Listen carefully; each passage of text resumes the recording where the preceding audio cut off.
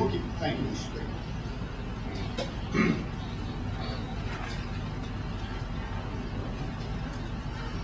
Thank all of you for allowing me the opportunity to make a few comments this afternoon. I spent a lot of time thinking about this meeting, working on my thoughts, because I have great respect for the role that faculty play in advancing the academic, the research, and the service goals of Texas A&M. And I have a sincere desire to see our relationship move beyond the adversity of the recent past. Now, to the extent that I read from prepared remarks today, just know that I poured my heart and soul into every single word.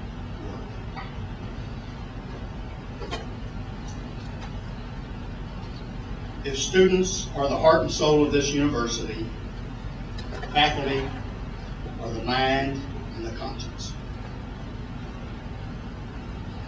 You have an extraordinary role to play, not only in developing research and young minds, but in attracting additional talent to this university and helping to select appropriate leadership. Much has been made of shared governance. I say, let's look at the record. I have a very active and vocal Chancellor Student Advisory Board. I have a team of independent thinkers who work at the system offices, and I encourage new ideas and frank discussions. I interact with and listen to faculty and students at every campus visit around the state. I meet with system CEOs, including university presidents, on a regular basis. To be precise, I strive for integral leadership, the next iteration of shared governance. It's been further defined as collaborative but decisive leadership. Because at the end of the day, those accountable for decisions must take action.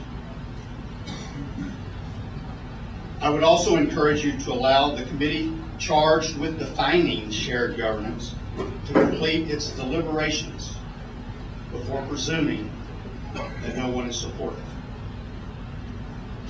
I am supportive, and in fact, it was I who suggested to Dr. Morano that she expand the committee to include the A&M system and the Board of Regents. She added Dr. Frank Ashley, Vice Chancellor for Academic Affairs, to the committee. Some of you may recall that I appointed the last presidential search committee. It was as diverse as any search committee in recent memory. The Faculty Senate Speaker was chosen as the chair. The committee worked extremely hard. Now, there seems to be some discrepancies about what happened as that process drew to a close that have contributed to false claims about my commitment and the Regent's commitment to shared governance. It is an oft-repeated assertion that the board discarded 3 viable candidates recommended by the search committee. This is simply not so.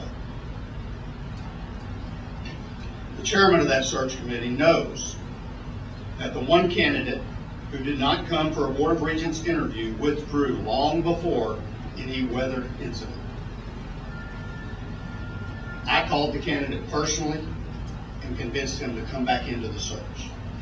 We sent committee members of the Search Advisory Committee to talk with him in his home state. He again withdrew. Chairman Bill Jones talked with him and again convinced him to re-enter the process. He again withdrew and declined to set another appointment after the weather event passed.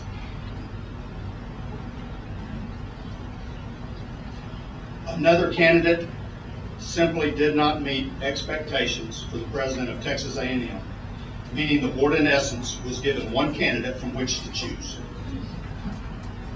Dr. Slack knows that I supported the one clearly qualified candidate, supported her to the Board of Regents, and that she was identified as a viable candidate by the board. The Board of Regents felt they needed more than one candidate. The chairman was able to secure interviews for the regents with a number of qualified candidates who were on the preliminary list of the advisory committee. That means the last 8 to 10 that they had on their list. But these were people who had declined the request of the committee to further participate in the search. Now, I make no presumptions as to why they declined Dr. Slack's invitation, but accepted Chairman Jones's invitation. I merely state this as a fact. After interviewing several candidates, the Board of Regents chose Dr. Morano as the sole finalist. Now, the tenure of Dr. Morano did not meet the hopes and expectations of those who appointed her, and as you know, she resigned. As Chancellor, I simply cannot and will not discuss the details of personnel issues. My annual reviews of all people who report to me directly are for the purpose of identifying needs and setting goals. Everyone that works for the system offices and all the CEOs, including university presidents, know this. My reviews are not for the purpose of salary or employment. My cover letter to each of the CEOs requesting his or her self-evaluation clearly states, quote, "I see this process as a collaborative opportunity to review past achievements, evaluate the challenges that you face, set new goals and objectives, and develop new ideas on how we can continue progress toward excellence in education, research, and service in the state of Texas." End quote. I do face-to-face verbal evaluations annually. I make notes before the face-to-face meeting, so I remember to mention some positive things and some things requiring attention. What has been termed in the media as an, quote, unprofessional evaluation, end quote, is simply my notes.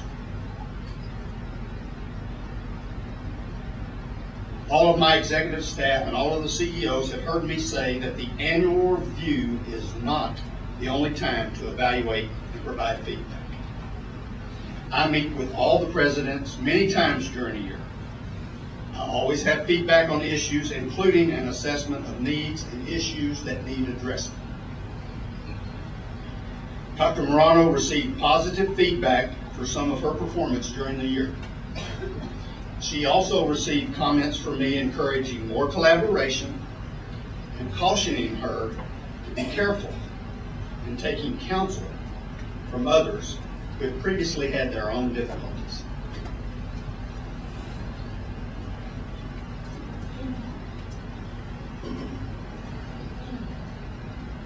Scriptures say in Matthew 18 and 15 that if there's a problem with a brother or sister, it's your responsibility to go to that person and straighten the problem out between you two.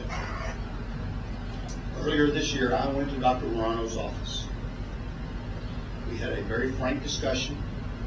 We shook hands, hugged, and agreed to a do-over, putting aside past differences.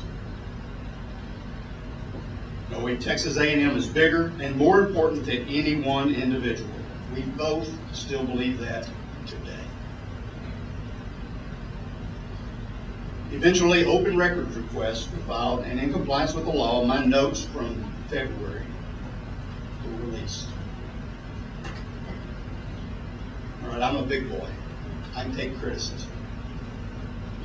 But I encourage you to apply the principles of good research in your deliberations. Number one, check your facts. Number two, use multiple sources. And number three, seek a primary source. I'm talking about me, not a blog. Seek a primary source.